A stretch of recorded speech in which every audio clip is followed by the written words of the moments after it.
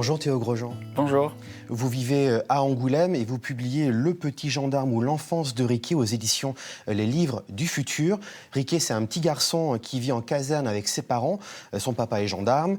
C'est le petit dernier d'une fratrie de 3 enfants. Et dès le début, il y a comme un malaise. Bébé, on le voit prendre conscience des visages autour de lui, mais le seul qui peine à émerger, c'est celui du père, représenté comme un dé à multiples facettes. Parlez-nous de ce personnage que l'enfant peine à déchiffrer. Oui, en fait, l'idée du livre que j'ai eu en écrivant Le Petit Gendarme, c'est que Riquet, en fait, on est un peu à hauteur d'enfant et Riquet découvre le monde d'une façon, on va dire, un petit peu particulière. C'est qu'il voit tous les étrangers à sa famille avec des visages déformés qui suggèrent un petit peu le fait que Riquet ne perçoit pas encore bien, les perçoit encore comme justement des étrangers à lui-même et à son cercle familial. Et en fait, j'ai choisi de représenter le père de Riquet comme un personnage qui, même encore au sein du cercle familial, ne parvient pas Riquet ne parvient pas à le percevoir comme il perçoit les autres membres de sa famille. Donc il a un espèce de visage à multifacettes, comme si c'était un peu un dé, avec une notion d'aléatoire dans ses expressions. D'ailleurs, on sent souvent Riquet déconcerté, un peu à l'image de cette première case que l'on découvre à l'intérieur du livre. Père et fils sont installés dans le canapé, Riquet est interloqué, le père un peu mal à l'aise. Est-ce que c'est ça l'enjeu du livre, la difficulté d'un père à aller vers son fils, l'un vers l'autre, à se rencontrer ? Oui, tout à fait, c'est en partie ça. C'est vrai qu'il y a un peu cette idée que Riquet n'arrive pas, à la fois pas à se sentir proche de son père, il n'arrive pas à se connecter à lui. Il y a une espèce d'étrangeté entre eux.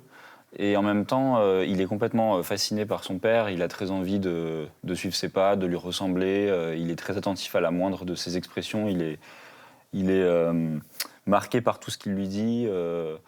Voilà, il pense énormément à lui et en même temps, il n'arrive pas à avoir. Il y a ce paradoxe entre cette fascination et cette difficulté d'accès que je voulais mettre. Ce père reste un mystère. Oui, même pour Riquet. Et c'est effectivement l'une des réussites de votre bande dessinée, cette capacité que vous avez à porter le récit à hauteur d'enfant. On voit les enfants dans la caserne qui jouent aux gendarmes et aux voleurs, mais vous décrivez toujours ce malaise persistant. Les enfants arrêtent des Noirs et des Arabes. La mère de Riquet est malheureuse dans son couple. On sent percer une description viriliste, masculiniste, et derrière la difficulté d'un enfant à trouver sa place. Oui, c'est vrai. En fait, comme je me suis en partie inspiré de mes souvenirs d'enfance, moi-même ayant vécu ayant grandi en caserne, j'avais un souvenir très vif d'un sentiment aussi un petit peu d'une certaine violence, en tout cas entre les enfants, parce que je partageais aussi une partie de mon temps à l'école avec des enfants qui venaient de caserne. Et je me souviens en fait, oui, de ce sentiment un petit peu justement d'un milieu très clos, très fermé, avec des règles particulières, des reflets un peu parodiés de la société qui m'intéressent avec mon regard d'adulte actuel. Cette BD, c'est le premier tome d'une série.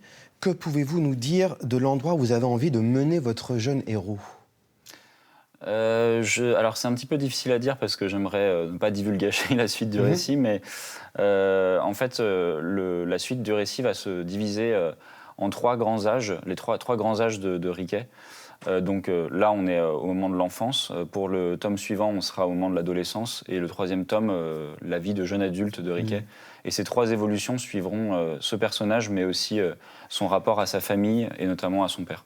Alors votre BD est publiée aux éditions Les Livres du Futur. C'est la maison d'édition de Riyad Satouf qu'il a créée en 2021. Quel genre d'éditeur est-il avec vous ? C'est un éditeur génial, Riyad, que j'ai rencontré, que j'ai eu la chance de rencontrer par Instagram. En fait, il m'a contacté il y a plus d'1 an pour me proposer de publier avec lui. Et en fait, c'était un moment de ma carrière, entre guillemets, d'auteur de bande dessinée où je cherchais justement à être stimulé et d'avoir un regard de quelqu'un qui fasse des retours vraiment sur mon travail. Parce que jusqu'à là, en fait, dans mes dernières expériences d'édition, c'était très confortable parce que j'avais très peu de retours, mais là j'avais un petit peu envie d'un ping-pong avec un professionnel, et notamment Riyad Satouf qui fait lui-même de l'autobiographie. Son regard m'intéressait tout particulièrement. Et il m'a fait beaucoup réécrire certains passages, ce qui m'a beaucoup plu parce que ça m'a permis en fait d'aller au plus précisément, au plus profondément de la justesse des personnages, des dialogues, et de restituer le plus fidèlement possible ces dialogues. Donc c'est quelqu'un de très minutieux et avec une méthode de travail assez efficace, ouais, je dirais. Le monochrome vert qu'on retrouve dans toute la bande dessinée, c'est son choix à lui, c'est le vôtre?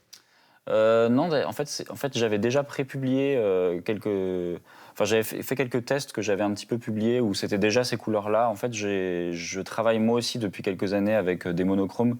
La raison principale étant que je suis pas très très bon avec les couleurs, donc c'est une façon aussi de me réduire à quelque chose de simple. Mais pour le petit gendarme, j'ai cherché une couleur qui soit une couleur qui me semblait peu visible dans la nature. Parce qu'en fait, j'avais un petit peu envie de donner l'idée au lecteur que Riquet est comme un alien qui découvrirait une nouvelle planète avec une couleur qu'il n'a jamais vue, des choses qu'il n'a pas l'habitude de voir. Et ce qui est assez rigolo, c'est que cette couleur correspond plus ou moins à une couleur qui a été analysée par les scientifiques comme étant la couleur la moins visible par l'œil. Donc en fait, ça tombe parfaitement avec l'idée du récit. De sa découverte des visages du monde qui l'entoure. Exactement. Théo Grosjean, merci beaucoup d'avoir répondu à notre invitation. Le petit gendarme ou l'enfance de Riquet, c'est aux éditions Les Livres du Futur et c'est actuellement en librairie. Merci. Merci à vous.